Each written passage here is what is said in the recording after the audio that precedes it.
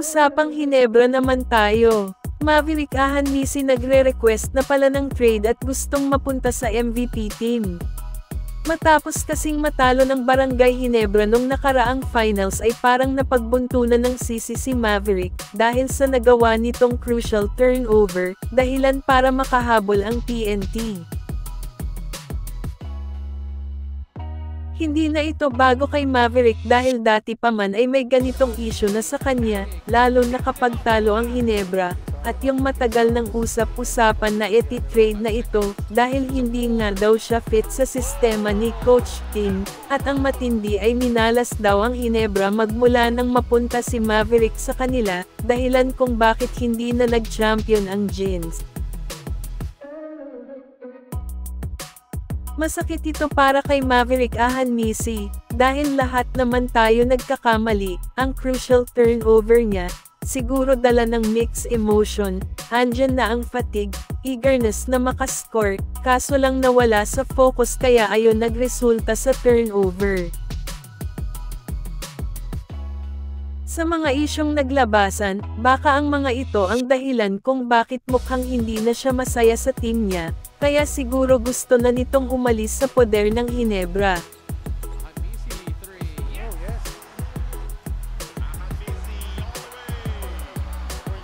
Ayon kay Sir Snow, nakarating na raw ito kay Boss Al, at nagkausap na din sila ni Chairman Ricky Vargas, patungkol kay Maverick Ahanmisi.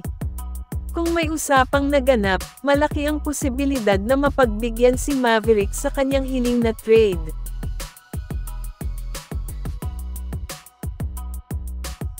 Samantala, mainit pa ring pinag-uusapan ngayon, ang 50 greatest player ng PBA, kahit kompleto na ito ay patuloy pa rin ang diskusyon ng mga tao, magpahanggang ngayon, kabilang na ang mga dating player na nagbigay ng sarili nilang opinion, at ang pinagdidibatihan ay sina Mark Pingres at Ronnie Del De Ocampo, kung sino sa dalawa ang dapat mapasama sa greatest PBA player.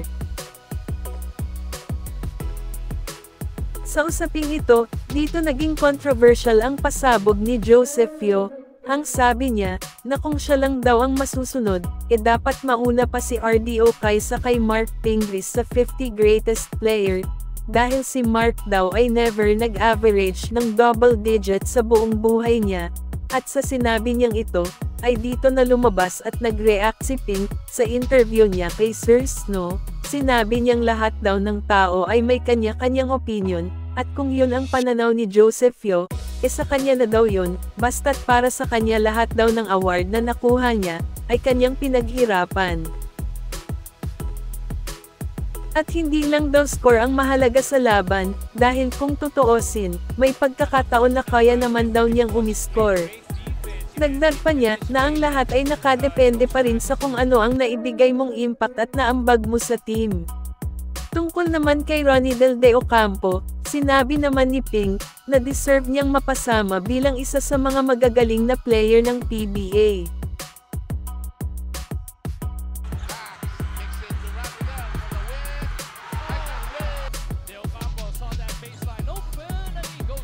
Kung sino man ang nakapasok sa 50 greatest player, ay una-unahan lang yan, hindi man sila napasama ngayon, may next time pa naman.